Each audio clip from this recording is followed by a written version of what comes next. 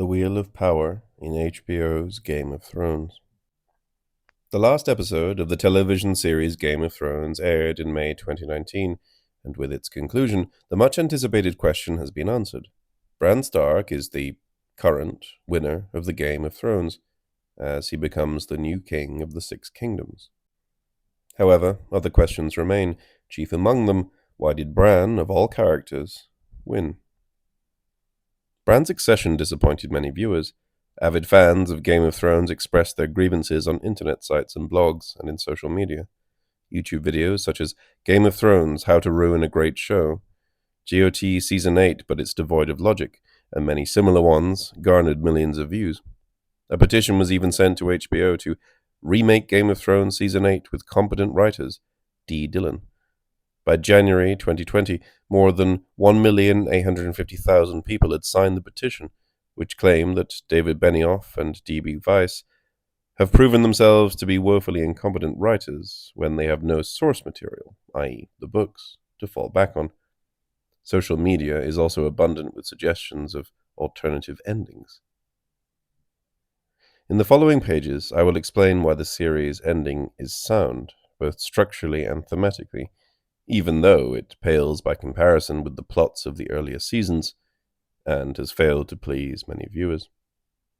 Firstly, we should note that Benioff and Weiss have proven themselves as excellent adapters of a literary source into television for at least 5 seasons. Their main challenge during the first seasons was to select which characters and events to retain from the very rich tale Martin had woven. Readers of Martin's books complained about certain omissions, but what made it to the screen was generally considered to be a faithful rendering of impressive characters and events in the source material. Benioff and Weiss had an opposite challenge in seasons 6 to 8 of their TV series. To expand the schematic information Martin gave them into a complex and gripping story. Having written 5 out of the 7 installments he promised, Martin could supply them with no more than an outline of the missing last 2 books. These new creative conditions led to a change of pace in the final seasons of the TV series. Worse, the dialogue in their independent seasons became less and less memorable. Characters began to behave inconsistently, plot holes increased, and the suspension of disbelief was fundamentally damaged.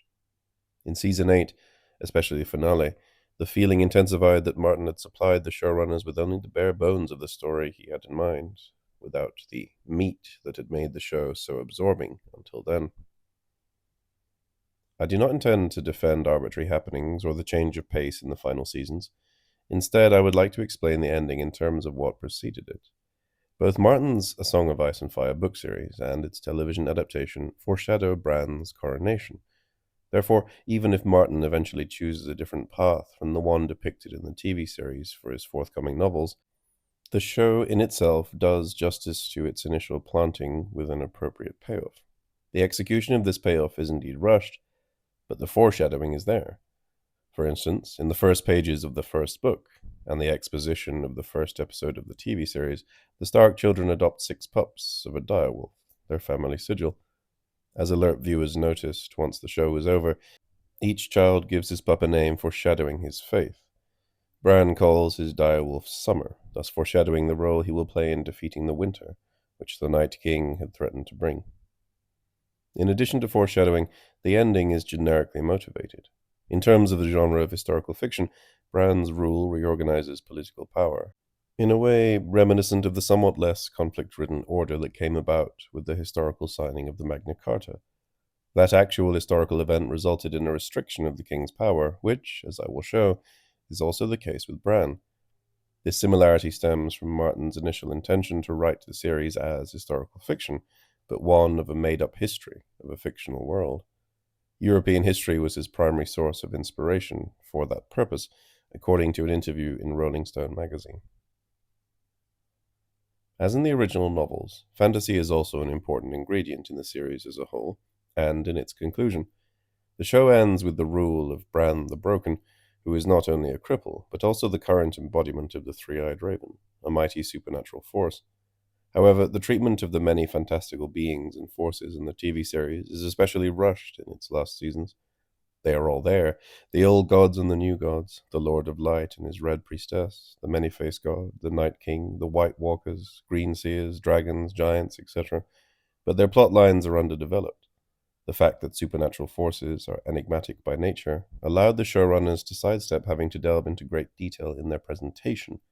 The origins of their mystical powers are left vague, along with their agendas and their relationships with one another and with humans.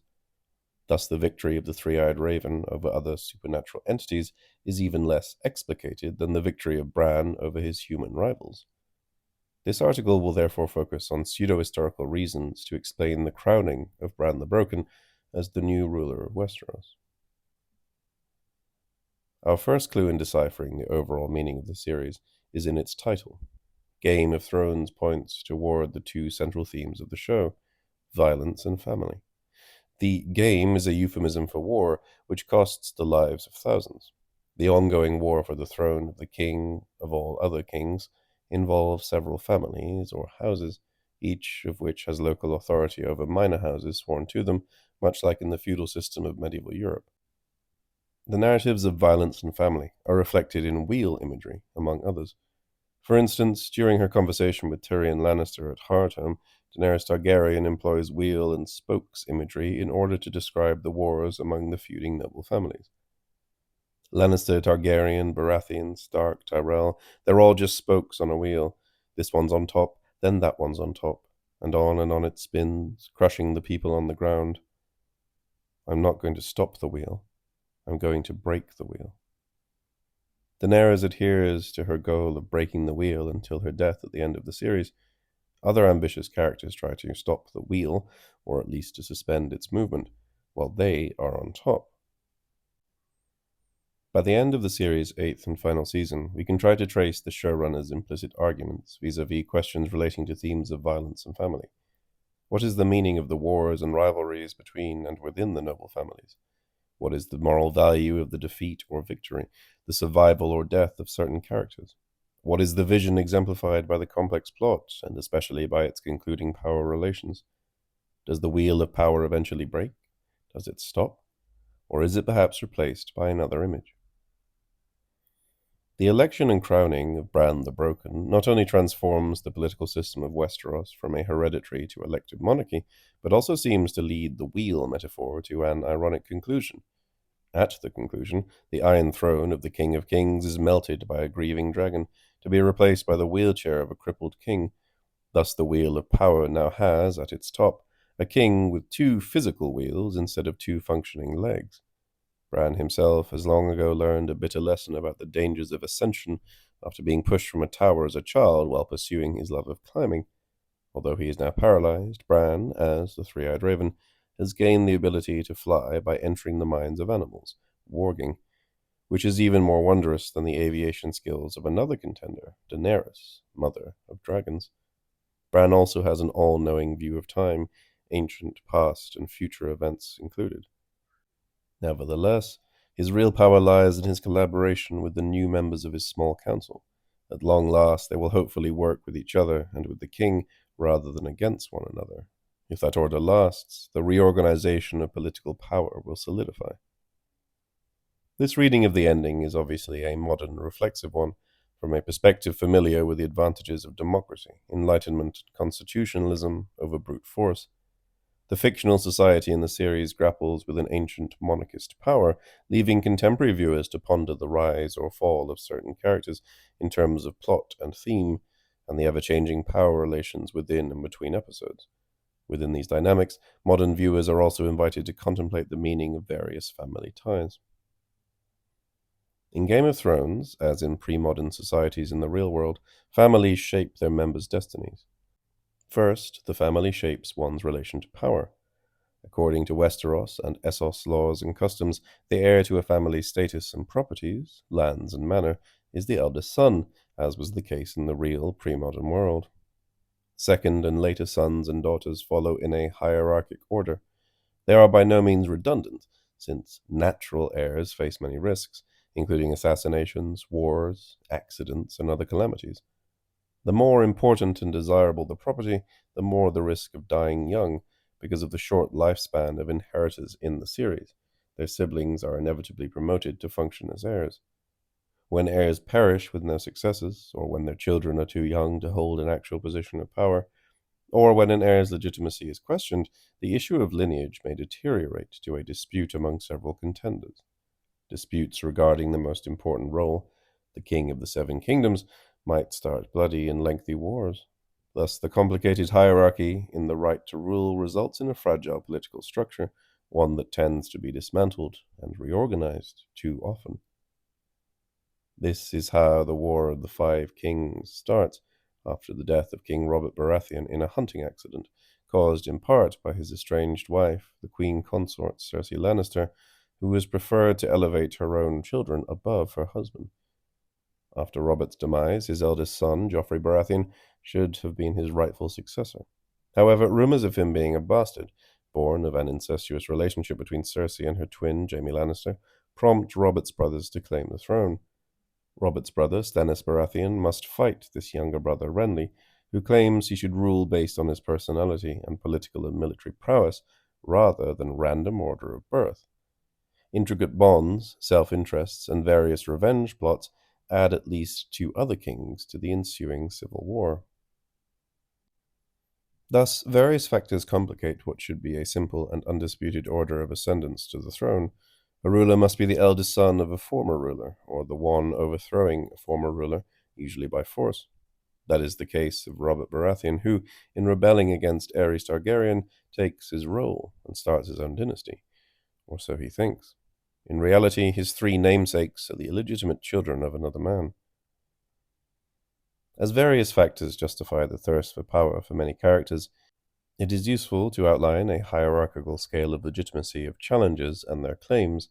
Four groups of characters set their goals high, and it seems that two major factors, their status in the family and order of birth, determine their place in the order of legitimacy. See Figure 1 on the screen.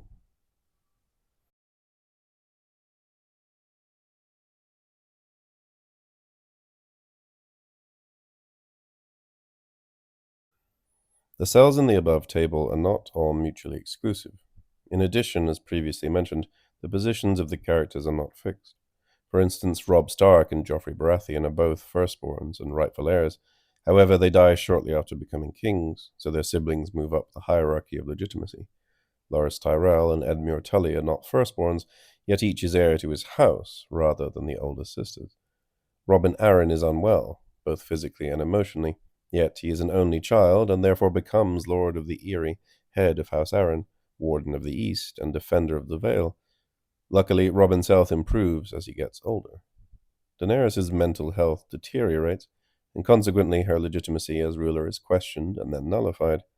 Bran's infirmity can never improve, yet he ascends the throne.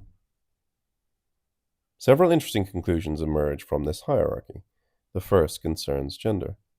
Despite the evident male chauvinism of the series' fictional world, women, as was customary in pre-modern Europe, may succeed their fathers or even their husbands' rule when no legal male heirs exist. For instance, Daenerys Targaryen becomes, among many other roles, Queen of the Andals and the First Men after the death of her brother. Cersei Lannister becomes Queen Consort when she marries Robert Baratheon, then Queen Regent when her boys, Joffrey and Tommen, inherit the throne in succession. After the death of her sons, she becomes the Queen of the Seven Kingdoms of Westeros. Yara Greyjoy becomes Queen of the Iron Islands once she forms an alliance with Daenerys Targaryen before her opponent, her uncle Euron, does the same, and after her younger brother, Theon Greyjoy, endorses her election. At the very end of the series, Sansa Stark becomes Queen of the North, for she has defended the relative autonomy of the North from the capital, where her younger brother, Bran Stark, will rule from now on. The deaths of their eldest and youngest brothers have deprived the North of a king. Sansa's younger sister, who has also survived, is not interested in a governmental role. Thus, by default, or by clever political maneuvers, women also can become rulers in their own right. Another conclusion concerns a less formal but no less important factor in the division of power, the personality and character traits of the candidates. As in real life, the potential heirs in the fictional world of Game of Thrones differ from one another in their levels of charisma, management skill, political instinct, and desire for power. For instance, Robert Baratheon is not much of a manager, being a warrior rather than a politician. His councillors make up for his ineptitude as an administrator. Jon Arryn, Tywin Lannister, Peter Baelish, Littlefinger, Varys, and Ned Stark manage the daily state affairs and consequently gain power. To his ambitious father's chagrin, Jaime Lannister, like Robert, has no passion for civil leadership, and neither does Jon Snow, who reluctantly accepts the crown in the north at some point. Aemon Targaryen also belongs to this group, choosing to become a maester and stay in the secluded Castle Black, far away from any real power. Though he is offered the throne once his elder brother has died, he passes it on to his younger brother, who becomes King Aegon V. Furthermore, a ruler may lose his authority if his traits or deeds jeopardize the Seven Kingdoms, or the bonds maintaining the fragile peace among the noble families. For example, when madness overcomes King Aerys Targaryen and later his daughter Daenerys, they are both killed by allies turned traitors. Kingslayer Jaime Lannister and Queenslayer Jon Snow get rid of these unworthy rulers for the greater good. In Westeros society, the illegitimate are at the bottom of the ladder of acceptability, and they fare badly, whether they are born of love outside marriage or from connections with ignoble women. These bastards are not given their father's name, but go by a generic surname, according to the region of their birth. They do not inherit land, and they seldom marry legitimate offspring of noble families. The bastards in George R.R. Martin's world have a variety of personality traits and differing social status. Some are evil, as in Shakespeare's oeuvre. The great villains of the series, King Joffrey and Ramsay Snow, are both illegitimate and are psychotic and sadistic. Others, Gendry, Marcella, and Tommen, are good. Jon Snow is considered a bastard, even though he is a legitimate son and an heir to the throne. Joffrey, on the other hand, is presumed to be a legitimate son, while he is, in fact, his uncle's bastard. Two characters are officially freed from bastardy, Ramsay by King Tommen and Gendry by Queen Daenerys. The shift from bastardy to legitimacy is by no means bidirectional, but some parents disavow their legal children emotionally. For instance, Tywin Lannister believes or hopes that his dwarf son Tyrion is illegitimate, and he says so to his face. He is not able to verify it with his wife, who has died while giving birth to the very son whose legitimacy he questions. Another example is Randyll Tarly, Sam's father, who despises his son for preferring to read books than to fight. He sends him off to the Night's Watch, away from his land and lineage, as if he were an illegitimate son. The rapid modifications in family structures and the division of roles depicted in the series ensure that the suspense-generating questions, who is going to win the throne and be able to keep it, will have ever-changing answers. The storyline develops according to the moves of the players in the political arena, unfolding one episode after the next, much like a chess game played by numerous opponents, or like a wheel with spokes moving continuously around and around. For instance, Peter Baelish, the master of coin under both King Robert and his son Joffrey, is not satisfied with his unofficial power in the capital, and marries Lysa Arryn from the Vale after she murders her husband, Jon Arryn. Once in the Vale, Baelish murders his new wife and becomes guardian of Lysa's sickly son, Robin. Further political scheming ends in Baelish's death, just before his desire for power in the north is also fulfilled via another calculated marriage. Climbing the social ladder through marital alliance is a fairly common tactic in Westeros. For instance, the marriages of Margaery Tyrell, who longs to be the queen, are meant to provide her with upward mobility. She marries Renly Baratheon, and when he is murdered, she marries Joffrey Baratheon. When he too is killed, she marries his younger brother Tommen. She has little time as queen consort, for her mother-in-law Cersei kills her, along with hundreds of the city's elite, by exploding the Great Sept of Baelor. Ramsay Snow, the bastard son of Roose Bolton, tries the same tactic, despite his very low social standing as an illegitimate offspring. He marries Sansa Stark to gain her family's power. When his father fulfills his wish and accepts him as a legitimate son, Ramsay kills him, his baby half-brother, and the mother of his half-brother, in order to become Warden of the North and Lord of Winterfell, the ancestral castle of House Stark. Ramsay is defeated and killed in the Battle of the Bastards. His actions lead to the desolation of House Bolton and his own death. Viserys Targaryen, who has attempted to gain power by marrying off his sister to Khal Drogo, also meets an untimely death. Another major villain is Euron Greyjoy, who attempts to better his political status through calculated murders and marriage.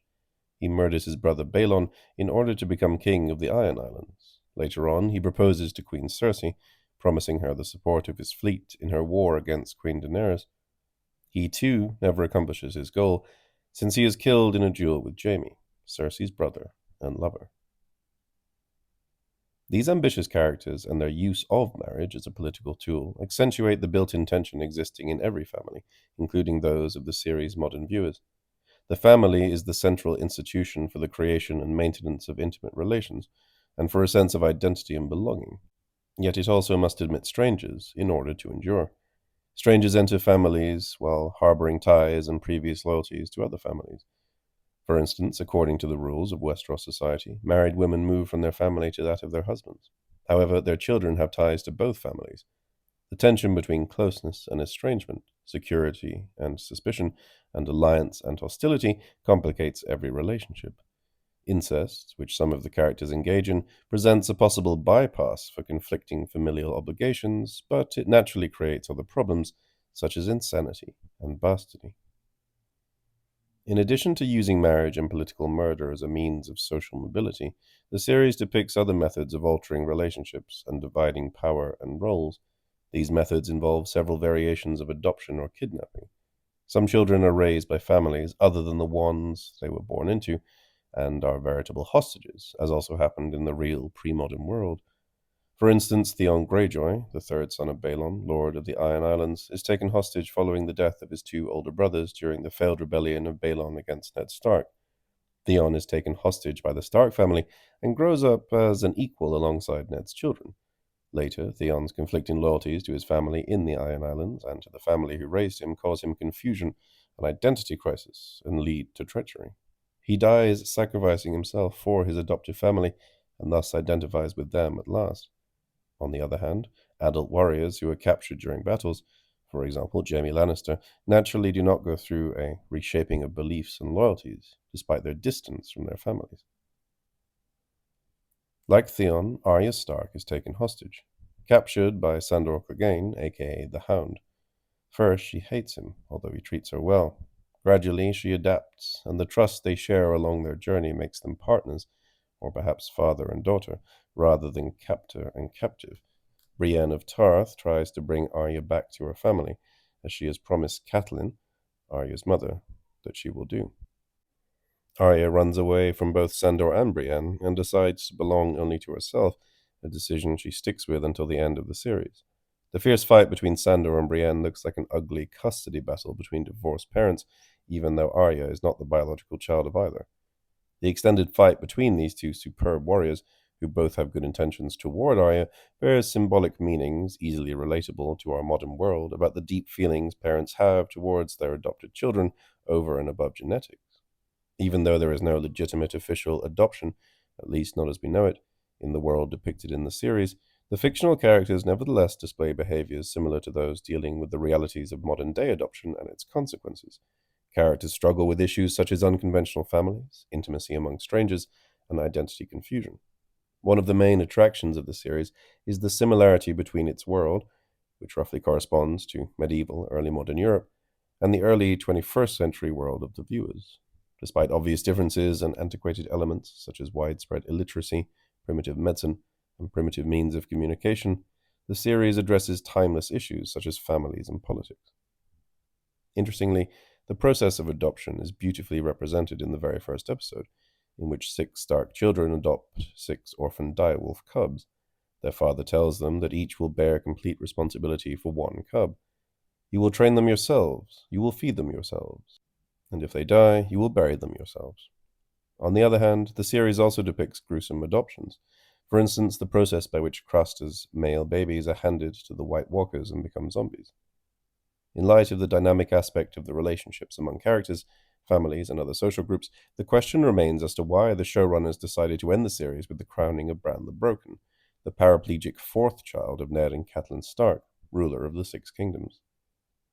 The series ends with hope for a longer period of peace under the rule of King Bran I. This expectation is based on a novel change in the system of government that ensures that the king is now chosen by a council made up of representatives of the most important noble families surviving the last wars. Bran is also the first to rise to power without his family name. The separation from his family, the Starks, should guarantee his equal obligation to all residents of the Six Kingdoms. The fact that he is crippled and probably cannot have children promises, even more than his new name, that his successor will be chosen for his or her merits. Political power, therefore, will not be the sole purview of only one family over many generations. His paraplegia is, therefore, an advantage in the new system which cuts off the king in the capital from his previous familial connections. Before Bran, crippled or ill rulers were rare because of their lack of military capacity, a basic condition of ruling. Bran, however, is not only handicapped, but is also the three-eyed raven, whose superpowers include vision of the past and the future, a huge advantage for any leader. Semiotic square analysis. Understanding the underlying argument of Game of Thrones is difficult, due to its abundance of characters and plotlines. We will therefore use Grimas's semiotic square for analyses requiring a high level of abstraction and generalization. The semiotic square was introduced in the book Semiotique structurelle by Lithuanian linguist and semiotician A.J. Grimas. 2 years later, he and François Rastier published an article in English titled The Interaction of Semiotic Constraints, in which he further developed his analysis. The semiotic square is a graphic representation of the deep structure of a sign system. It is a tool to analyze contrary and contradictory relationships among signs in a system of meaning. The smallest unit of meaning is the seam. The seam, S1, is the positive term, located at the top left corner of the square. This stands in contrast to the negative seam, S2, which is located horizontally at the top right corner of the square. The term at the bottom left corner of the square, tilde S2, is the negation of the negative and is contradictory to S2. A diagonal line is stretched between these two corners. The same diagonal relation of contradiction exists between S1 and tilde S1, the negation of the positive. The vertical lines denote relations of implication. Thus, the left side of the square includes positive terms, the positive and the negation of the negative, and the right side of the square consists of negative terms, the negative and the negation of the positive. See the screen for Grimas's semiotic square. Here are two examples of studies in popular culture which use the semiotic square in order to clarify the relations among terms. Louis Hebert shows how the basic binary, life equals S1 and death equals S2, can be refined into four terms. The negation of the negative, tilde S2, that is, the undead, consists of zombies, vampires, and ghosts. The negation of the positive, tilde S1, the unliving, consists of angels. See the screen for Kavanagh's use of the semiotic square in his analysis of Alien, Ridley Scott, 1979. In a semiotic analysis of Ridley Scott's sci-fi thriller Alien, James Kavanagh defined the positive term in the film as human. It is represented by Ripley, who stands alone in her fight against the anti-human, that is, the alien. Diagonal to Ripley is the android Ash, who is not human, and diagonal to the alien we find Jones the cat, who is not anti-human. Thus, Ripley and the cat, the only survivors of spaceship Nostromo, are situated at the left, positive side of the square, while the two major threats to the crew and to humanity in general, the alien and the humanoid Ash, the company man, are positioned as antagonists. Interestingly, the semiotic square can be seen in the title sequence of Game of Thrones. The title logo depicts four families of the Westeros elite, those with the most screen time, occupying the four corners of the logo. The logo appears at the end of the title sequence. A sun-like astrolabe's rotation ends with a horizontal band crossing a circle. Four animals are located at the edge of the circle, making it look squarish in shape. See the screen for this diagram. If we translate this wheel of power, with animals representing the four family sigils, to Grimas's semiotic square, it will look like figure 5 on the next page. Four sigils of the feuding families are placed in the four corners of the square. House Targaryen's dragon is at the top left, S1, having a positive value. The lion of House Lannister is opposite, at top right, S2, with a negative value. At the bottom left, the negation of the negative, tilde S2, a grey direwolf stands for House Stark. House Baratheon's black stag closes the square at bottom right as the negation of the positive, tilde S1. House Baratheon is in power at the beginning of the series, after a long period of Targaryen rule, diagonally opposed. At the center of the circle are two horizontal pairs of kissing birds, perhaps a symbol of the much-awaited peace. The birds are separated from each other by triangular structures. The sigils are also separated from each other.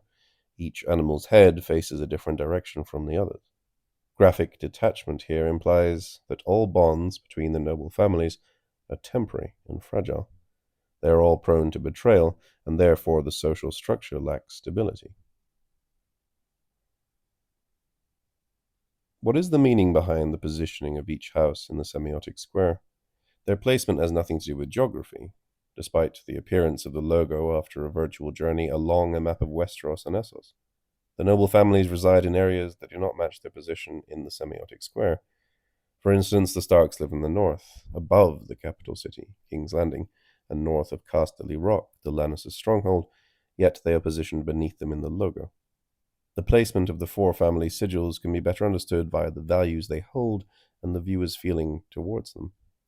Although each family consists of many individuals that are liked or disliked by different viewers, each family has common attributes. In what sense are the Targaryens worthy of the positive value S1? From a conservative royalist viewpoint, the fact that they have held the throne for centuries, until Robert Baratheon's rebellion, justifies their rule. The sympathy for the last surviving heiress to this ancient family, Daenerys, both in the fictional world of the series and outside of it, testifies to their rightful claim to the throne. A conservative viewpoint also explains the negative value attached to House Lannister. First, they breach fundamental rules of the feudal system in which they live. Noble society is based on unions and alliances among equivalent families, yet Cersei's children are her brothers and not her husbands, which, despite their surname, means that biologically they belong to just one family, Lannister. The Lannisters' wealth, treachery, and arrogance, befitting a lion's pride, prompt resentment and jealousy toward them rather than sympathy. Insanity and incest, two phenomena which appear to be connected, characterize the two houses occupying the top of the square, and are conspicuous in Aerys Targaryen, the Mad King, his daughter Daenerys Targaryen, and Joffrey Baratheon. Due to this biological mental problem, it seems governance should be handed to the houses at the bottom of the square. These houses, the Starks and the Baratheons, are allies, since Ned Stark is King Robert's vassal. The Starks, at the negation of the negative, bottom left, are all good-natured, loyal, and honorable. In terms of the conventions of the adventure genre, they are the most likely to be the sympathetic protagonists, the ones the viewers root for. Their complicated relationship to the positive value, the negation of the negative, symbolizes the North's separation from the rest of the realms. They are traditionally uninterested in conquering the capital and the throne. A nice symmetry exists between Bran Stark's separation from his family. He ascends the throne as King Bran I without his surname, and his family's separation from the rest of the realms. House Baratheon's position at the negation of the positive corner of the square is symbolically linked to the destructive deeds of this family's members. The three Baratheon brothers fight among themselves for the throne, and the youngest, Renly, is killed by Stannis, the second son. Stannis kills his daughter, Shireen, in a deal he makes with the god of light, a kingdom for a human sacrifice. The deal fails, and Stannis dies soon after. The eldest brother, Robert, also dies with no successors, since the three children bearing his name are not his biological offspring. And anyway, they all die young. In the end, a member of the only family who has yet to govern ascends to the throne, thus beginning a new phase in Westeros political history. The three other families have a checkered past as sovereigns. The Targaryens are prone to madness, and the Lannisters and Baratheons tend to kill their own family members. The Starks, at least, stick together. Within each family presented on Game of Thrones, it would appear that the various kinds of aspirants can also be grouped into the four corners of a semiotic square. See the screen. As mentioned above, death, special circumstances, and figures with exceptional characteristics can blur these categorical positions. For instance, we tend to forget that Ned Stark became the head of House Stark only because his older brother Brandon was killed. Ned's capabilities legitimize his leadership in the eyes of his bannermen and the viewers, despite being a second son in the tilde S2 corner of the square. Jon Snow is the only bastard in the series to be crowned. Reaching the high position of king in the north is the result of very special circumstances, in addition to an endorsement speech by the charismatic Lady Mormont, for someone occupying the negative S2. Even in liberal Dorne, legally born children outrank their bastard siblings. Of course, Jon's unprecedented upward mobility reinforces his status as a favorite main character. Usually, norms are upheld, and even inept rulers retain their stations on the basis of birthright. For instance, Lysa Arryn is clearly insane, yet she becomes Lady Regent of the Vale after her husband's death, and maintains the loyalty of her bannermen. Lysa is a negation of the positive in terms of command, or even self-command, but at least her status is temporary, until her son Robin comes of age. Bran, the chosen king, belongs to the positive left side of the square at the bottom, a negation of the negative, rather than a positive at the top. This is because, like his father before him, he is not an eldest son. He is also crippled and a warg, two characteristics that cancel each other out. In any case, his ascendance to the throne is somewhat surprising, since he is not considered to be the most likely of candidates to win the throne, nor is he depicted as hungry for power. His marginal status in the complicated plot up until the end strengthens the feeling that the wheel of power sometimes rolls randomly. On the other hand, Bran admits he knew the outcome of the election in advance, thanks to his recently acquired knowledge of all times. So, perhaps the contest was rigged from the very beginning? Bran's status as a crippled human king, as well as a mystic warg and greenseer, is intriguing. In fantasy fiction, wizards usually prefer to assist human endeavor as mentors or propian helpers or dispatchers. They seldom rule over the mundane reality created by the happy ending. Benevolent wizards such as Merlin, Gandalf of Lord of the Rings, or Obi-Wan Kenobi of Star Wars demonstrate this convention. Perhaps Bran, or the Three-Eyed Raven, is more like Aslan of Narnia in terms of his function as a governor. Sadly, both the show and the books published thus far provide too little information in order to fully examine these speculations. As mentioned above, the new division of power between the monarch and the nobility from which he arose is compatible with historical realism. Like many other events in the series, it mirrors an actual historical event, the Magna Carta given to the barons by King John in 1215. Thus, the overall structure of the story maintains an inherent logic, even though it lacks nuanced motivation and an even pace. We can now add an advantageous position in Grimas's semiotic square to the other details which have signaled, from the outset, the primacy of the Starks and of Bran. Bran's coronation stops the Wheel of Power, for the time being, in an improved and hopeful new state. The tension between central rule and regional, feudal, familial rule has been resolved, at least for now.